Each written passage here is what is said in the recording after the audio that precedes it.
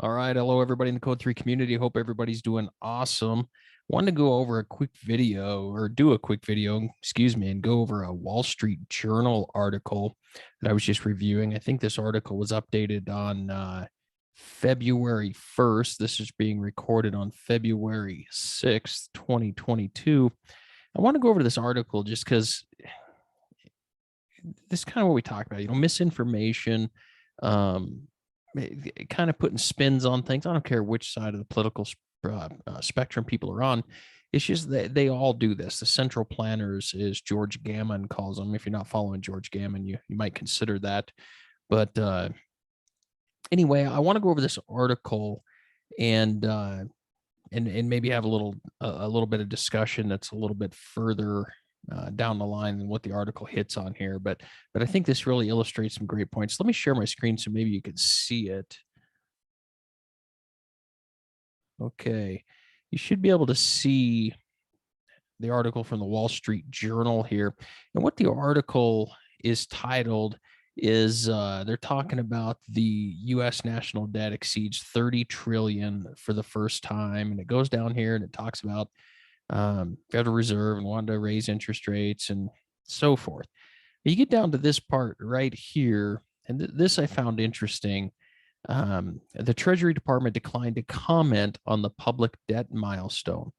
Quote, in responding to the downturn in the economy induced by the pandemic, we felt, and I strongly believe, that it was appropriate to engage in spending that wasn't financed by tax increases, end quote.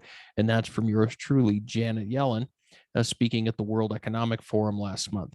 So a couple things in that I want to hit on.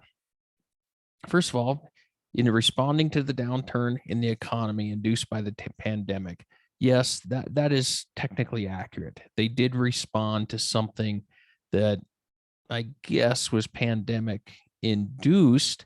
I find it interesting. First of all, illnesses, diseases cannot cause an economic problem in and of themselves. It's always going to be human reaction to whatever's going on, whether that's some sort of illness or world event or whatever. It's always going to be human interaction that causes a downturn. For example, you take something like 9/11, for example, and everyone starts selling stocks. Well, it's not 9/11. The airplanes hitting the building did not cause the downturn. It's the human response based on fear, uncertainty, and doubt that caused the downturn in that particular example. So so like I said, it's worded probably correctly here, but you see this a lot where it talks about the illness that happened causing all these financial problems. Well, it was actually a response by central planners and politicians and so forth through their monetary and fiscal policies that really resulted in a lot of what we have. So the next thing I want to hit on is it says she strongly believes it was appropriate to engage in spending that wasn't financed by tax increases. Okay, well, what does that mean? Obviously, she's referring to they had to spend X number of $1 trillion and they didn't raise income taxes to accommodate that same number of trillions of dollars. Well, the tax that, it's in mainstream media, it's everywhere right now, but the tax that has always been around and is required in the financial or in the monetary system in which we live is inflation. Now, I know inflation is a big hot button topic because it's, crazy high the last several months and people are feeling it at the grocery stores and so forth. But inflation, they target inflation. If you look at the Federal Reserve's target, they want about 2% a year using their numbers. Now, we know those numbers are underreported. I don't say that to be tinfoil hat like or, the government conspiracy thing. They're just underreported. If you do any level of research, you'll see that they don't include certain things in those numbers, saying they're too volatile, but yet, food and energy is two of those things. They're not adequately represented yet. That's two things that every living organism on Earth requires. But my point is, whatever the number they say is the most favorable way in which they can report it. But I assure you, the number is much higher. So I find it interesting to say it wasn't financed by tax increases. Inflation is, has been, and will always be a hidden tax. because most people don't understand it. There's no way somebody could go into Congress and get, some economist could go in there with some sort of mathematical equation and say, hey, folks, we need to raise taxes by, we need 70% income tax to pay for this problem. Nobody would go home to their constituents and try to sell that to people. So it doesn't happen like that. But if they can come in and if they can create a system that's inflationary, the inflation itself will retire some of that debt or service some of that debt. So in most people don't really understand that's happening. So, things are going up a couple percent, 1, 2, 3%. That's what you see in the news. Nobody really talks about it year over year, pre what we've been dealing with. But my point is, it's always there. Well, now we got this really high inflation, and it is a hidden tax. It's just the same hidden tax that's been around forever. It's just much, much higher. Think about it this way. This is an example I was using with somebody here a while back. Let's pretend first of all, our GDP, let's say that spread between our GDP and our national debt is, let's just say 25% or 125% for easy math. And it's going to be pretty close to around in there. What that means is GDP, the maximum amount our economy can produce, let's say that was $100 a year, and we owed $125 a year. We have to finance the $25 spread, and that can live forever so long as somebody's willing to finance it. Well, what do you do? I mean, can they really, where they're not going to get people to agree on massive tax increases? I mean, we have political standoffs over a few percent in Washington. So somebody's not going to come in there and raise the taxes 30% and think that everybody's going to get on board with that, because when they go back home for re-election season, they're going to get persecuted. And so they can do it another way. Okay. And this is why they want inflation. Let's pretend that we make John Deere tractors in the real economy. And that's the only thing that contributes to our GDP. And let's say our maximum output is 100 John Deere tractors a year. And each John Deere tractor costs $1. Well, our GDP is $100 then. We sold 100 John Deere tractors throughout the year at $1. The GDP is $100. That's the maximum amount our pretend economy can produce. And those John Deere tractors can plow 10,000 acres of ground.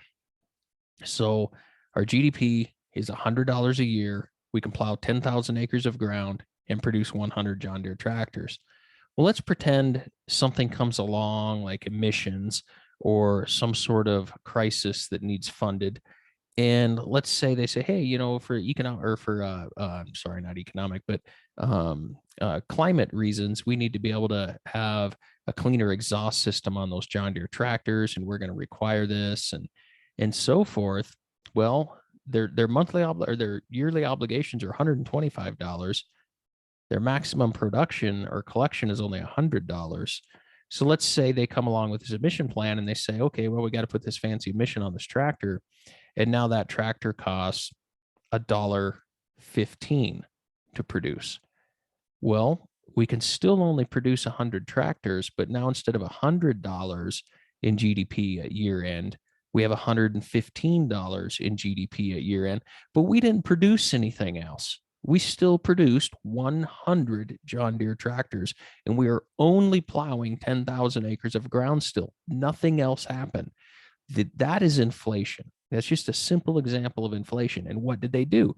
They closed the debt to GDP gap from $125 to well, they're only $10 spread now. Instead of a $25 spread, they're at a $10 spread because they're at 115 instead of the 100, and the debt was at 125 for this example. So my point of that is inflation is good for the system in which they live and operate. Inflation is bad for wage earners and consumers. So I just found that very, very interesting. So that brings us to inflation. They're talking about wanting to fight inflation by raising rates and quantitative easing. And I want to clarify some terms. Quantitative easing means the Federal Reserve is planning or slowing the asset purchases they are making. So they were buying $120 billion a month in um, treasuries and mortgage-backed securities. Well, they're saying, okay, we're going to taper that down to nothing. We're going to quit buying, but they've already bought a bunch. They have a huge balance sheet, excuse me, of all these assets on there. So that's quantitative easing. In other words, we're just going to slow the amount of money we're giving out, the amount of stuff we're buying, and then eventually we're going to stop the stuff we're buying. But then they talk about quantitative tightening. And what they mean by that is they're actually going to sell assets off their balance sheet. So first they ease it, they stop the buying, then they tighten, and they actually start unloading the balance sheet. Well, what that's going to do, the quantitative easing is kind of the end of the easy money, and the quantitative tightening is unloading those assets. So they're going to try to do that to essentially raise interest rates, because our economy needs higher interest rates to slow the rate of inflation. Consumers are hurting. What are we in? 2022, we're in a heavily contested political year. So now they're going to have to make some choices. I'm sure the politicians everywhere are saying, hey guys, hey Federal Reserve, hey Jerome Powell, we need you to slow inflation. Everyone's upset. The milk is expensive. Gasoline in the cars are expensive. You can't find vehicles anywhere. Everybody's upset and they know they want to get elected. There's nothing politicians want more. I don't care which side of the aisle they're on. They want elected. So I'm sure Jerome Powell is facing quite a bit of pressure there. But he's also looking at, okay, well, what are we supposed to do? We need to raise interest rates to slow the rate of inflation, yet that's bad for our national debt situation. Not only would it cost us more to service the debt every month, but we can't close that gap I was telling you about between debt and GDP as quickly. And we could potentially put the stock market into a very uncontrolled downward spiral. I mean, it could hit, it could plummet. I mean, whatever, 20% or something. Well, then what's going to happen? Now you're going to have people upset that have assets. Those people, I'm sure, are political donors. And really, the economy anymore relies heavily on the markets, which is a whole nother discussion. But my point is, then somebody's going to be calling and saying, hey, Jerome Powell, we need the stock market to get reinflated like you always have. And he's going to have to say, what? Well, I only have a tool or two that can do that. And we're going to have to start quantitative easing again, or we're going to have to start some sort of environment of easy money again. And if they do that, what's likely to happen to inflation? Well, then it's got to go back up. So they're in this really tough spot.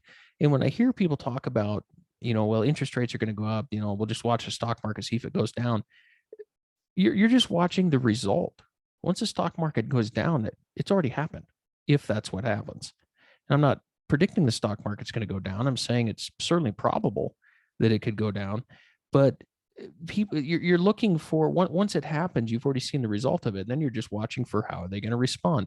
Well, what's really important here is the bond markets are what's driving all of this, because that's where rising interest rates and so forth are really affected, because that ties into repo markets and collateral out in the financial system, that all these bonds are collateralized. Maybe we'll do a video on that and try to get some guests in that are amazing at explaining that. But here's the point with this particular article, and kind of why I set the table on that. Sorry, I got a little long-winded, but it does get rather complex. And I think if more people understood it better, they could be in a better position to hedge their risk. But anyway, Janet Yellen goes on to say, quote, it's important to evaluate debt sustainability in the context of the interest rate environment, end quote. And then she says, in quotes, it's very manageable, obviously referencing the low interest rates environment. So think about that. She's saying, hey, no worries. National debt's $30 trillion, but we're in a really low interest rate environment. So it's very manageable. At the same time, the Federal Reserve is saying we need to raise interest rates to slow inflation. Well, everyone that understands the plumbing in the financial system is saying, how are they going to raise interest rates? Because it's going to cause bonds to go bad. It's going to devalue bonds, and that's a whole nother thing. But that's going to cause collateral problems that are, enormous volumes of money. These things are collateralized and hypothecated. They're repledged over and over throughout the financial system. And if those things start to go bad, it creates a domino effect that's of epic proportions. So it's kind of interesting that when you listen to the mainstream media, people know this. I mean, this is no secret. This isn't like alt news. They say, yeah, if we raise interest rates, we can slow the inflation. Okay, and they're implying they can do it without causing major market disruptions. But then you see Janet Yellen reference this, that we're in a very manageable interest rate environment. So the $30 trillion in national debt's not really a concern because of the low interest rates. Well, is she saying that the interest rates are going to remain low, which would keep inflation up and narrow the debt to GDP and keep the markets from crumbling? So it begs the question. You got maybe Janet Yellen here on the left hand saying this, and you got Jerome Powell in the Federal Reserve on the right hand saying, hey, we got to raise interest rates and it's not going to cause a major problem. I wonder if she's implying, well, like everybody else, yeah, it will cause a major problem. So we're not going to be able to raise them that high. And maybe they're just not really saying that. So my point is, just a great time in history to really be paying attention when you're reading the news articles, read them closely, and look at them in context of what everyone else is saying. So anyway, hope you enjoyed the video, and we'll try to do some more of this where we kind of go into some deep dives on some news articles and so forth, and get some guests in here that can talk to our community about monetary system, fiscal policy, and so forth. And it's really quite interesting. And once you start to see it through that lens, most people, they don't see it through that lens. They can't see the inner plumbing. And once you do, it really puts you in an advantage, or a position of advantage, to make better moves for yourself, your family. So anyway, we'll see you on the next video. Teams up in the community, and let's go make something happen today.